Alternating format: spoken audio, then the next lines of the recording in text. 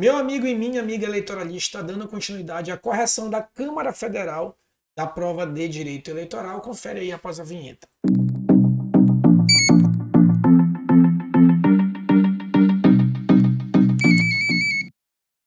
Vamos lá para a parte 3, né? Já falamos da parte 1 e parte 2. Agora a gente fala da parte 3. Primeira questão. João, presidente do Partido Alfa, iniciou tratativas com Maria, presidente do Partido Beta, com o objetivo de formarem uma federação partidária. Então, o Alfa ia se federar com o Partido Beta. Lembra que a gente, inclusive nas aulas passadas, falou de coligação, agora a gente fala de federação, que é diferente, tá? Ponto crucial entre federação e coligação. A coligação tem um objetivo eleitoreiro. É formado apenas para o processo eleitoral com um viés meramente eleitoreiro e só pode ser formado para o cargo majoritário. Já a federação não, ela tem um viés mesmo de partido político. São duas ou mais agremiações partidárias que se juntam para formar como se fosse um grande partido, né? Um conglomerado partidário. É com o objetivo de formar uma federação partidária. Por ter plena consciência, acho que na aula de número 8, lá no 3 e 1, a gente fala sobre a diferença entre federação e coligação.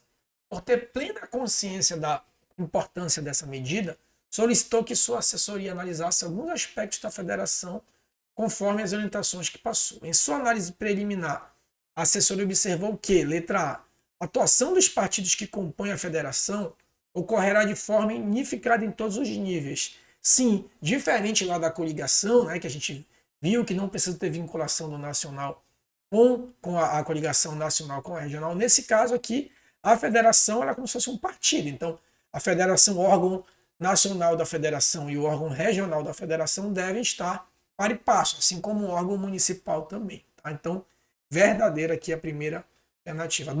Primeira afirmativa. 2.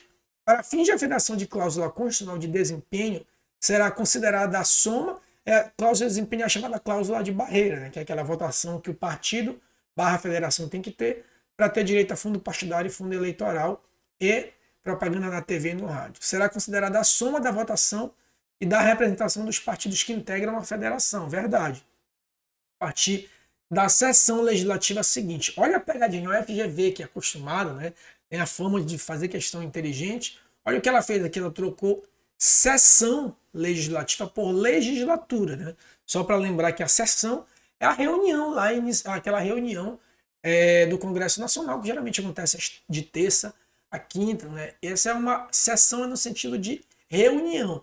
Não é uma sessão legislativa, né? É uma legislatura, ou seja, aquele quadriênio de deputado, por exemplo. Então, a legislatura da eleição de 2022 é de 2023 até 2027. A legislatura da eleição de 2028 de 2026, desculpa, é de 2027 até 2031. Então, legislatura é mandato, no sentido de mandato. Então, há uma pegadinha aqui que não é sessão e sim legislatura, está errada a segunda afirmativa.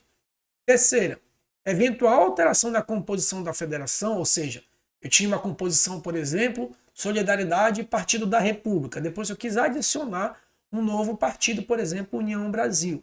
Então, eventual alteração dessa composição produzirá seus efeitos após o deferimento pelo Tribunal Superior Eleitoral, sim, é verdade, e retroagirão a data da protocolização do respectivo requerimento.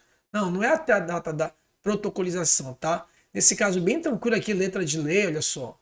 Letra de lei. A federação, a alteração é após o deferimento do próprio TSE e não após a protocolização, assim como também letra de lei lá, que falou em sessão legislativa, quando, na verdade, a soma do voto, o efeito, né, da soma dos votos da partidária incidirá a partir do início da legislatura seguinte, ao deferimento do registro. Então, por exemplo, o TSE deferiu uma federação em 2023. Eu só vou ter a contagem do efeito dessa soma de votos para alcançar a cláusula de barreira partidária apenas na próxima legislatura, ou seja, apenas na legislatura da eleição de 2026. Tá bom? Tranquilo, meus amigos? Então, aí, letra de lei também, terceira afirmativa. A quarta, a federação poderá ter até 10 delegados. Olha a outra letra de lei aqui da Fundação Getúlio Vargas, tá? Não são 10 delegados, são 5 delegados. Ó. Então, letra de lei, federação tem direito a 5 delegados perante o TSE e não 10 delegados. Tá aqui, Decoreba pura, tá, pessoal? Decoreba pura. Então, aqui está errado aqui. Apenas a observação 1 está certa. Letra B de bola, tá? Próxima questão. João, que cumpria pena restritiva de direita, né? Então, João cumpria pena restritiva de direita. Acho que a gente falou, inclusive, essa questão na live. Em razão de condenação penal transitado em julgada, né? Então, em julgado, concorreu ao cargo de prefeito do município Sigma. Foi eleito e veio a ser diplomado pela Justiça Eleitoral. Joana, também candidata ao referido, então, ou seja, João, mesmo cumprindo, provavelmente ele não estava preso, né? Ele apenas recebia de direito, de repente pagando cesta básica, enfim, fazendo serviços comunitários, então ele conseguiu concorrer. Joana, também candidata ao referido ao cargo eletivo, que fora derrotada nas urnas, embora tivesse pleno conhecimento da condenação de João, o que for informada pelo próprio candidato do curso da campanha, inúmeras injustiças já praticadas contra ele, consultou seu advogado a respeito da possibilidade de ajuizar alguma ação para que fosse cassado o diploma do candidato vitorioso. O advogado respondeu corretamente. O que acontece? Vou chamar aqui o nosso calendáriozinho. Pronto, pessoal, esquemei aí na tela. O que acontece? Para que se possa concorrer ao cargo eletivo, né, vocês também já estão aí careca de saber sobre esse nosso esqueminha aqui, né? Para que se concorra ao cargo eletivo, ou seja, tenha capacidade eleitoral passiva, deve-se obedecer esses degrauzinhos, né? Condições de elegibilidade, não incorrer em caso de inelegibilidade, e condições de registrabilidade. As condições de elegibilidade, que eu sempre digo para vocês que é matéria de prova certa, elas estão previstas lá no artigo 14, parágrafo 3º, e são essas 6.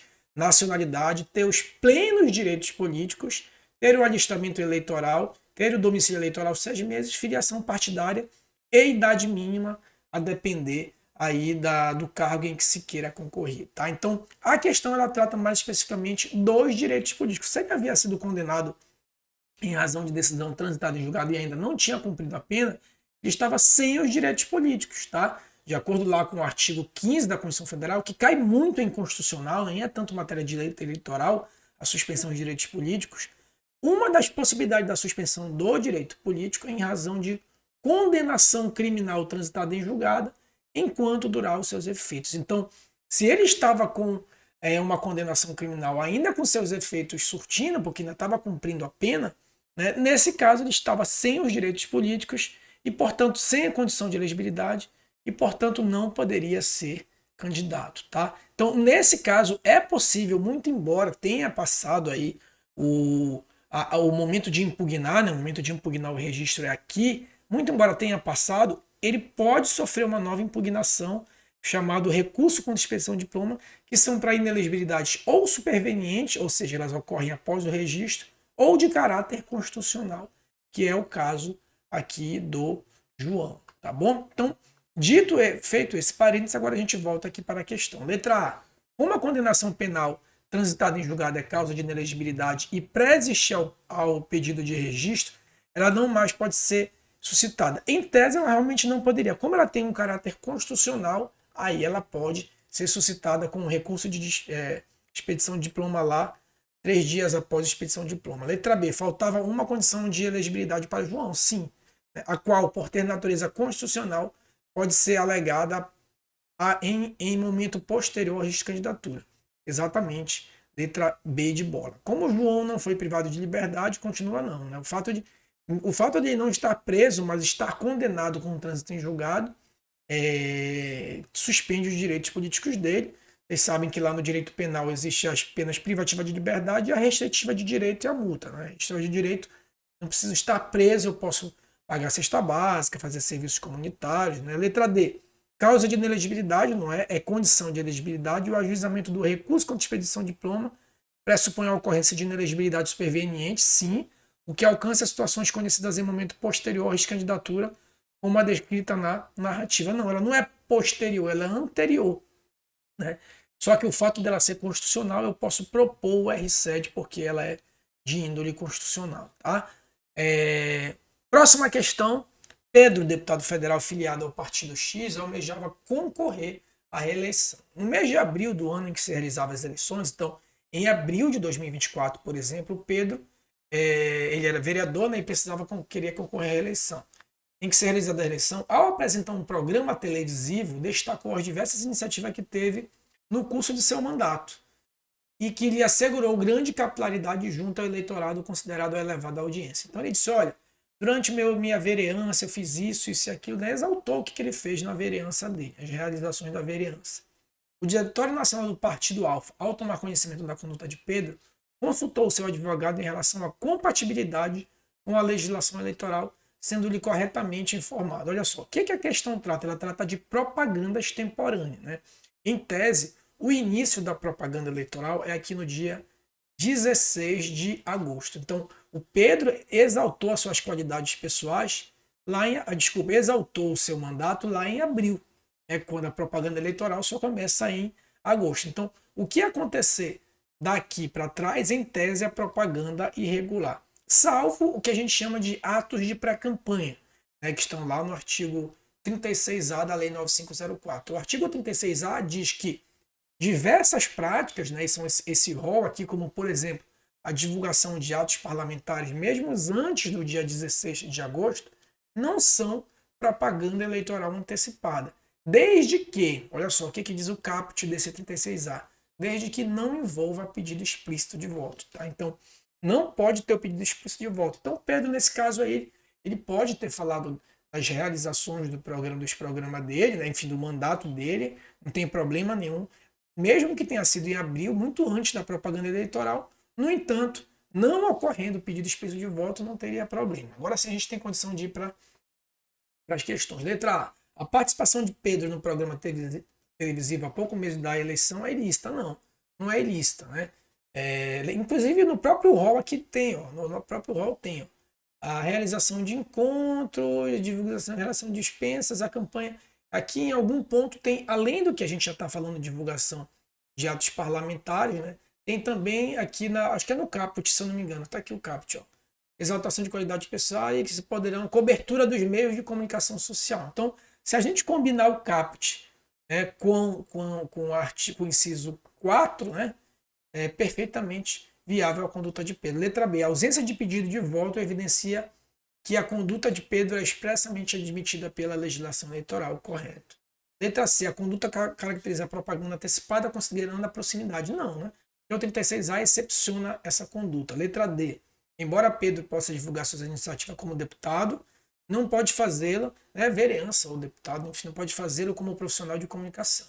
Em tese, poderia sim. Letra E. A não ser que se demonstre o abuso de poder dos meios de comunicação, que aí a gente já vai para a AIGE, né?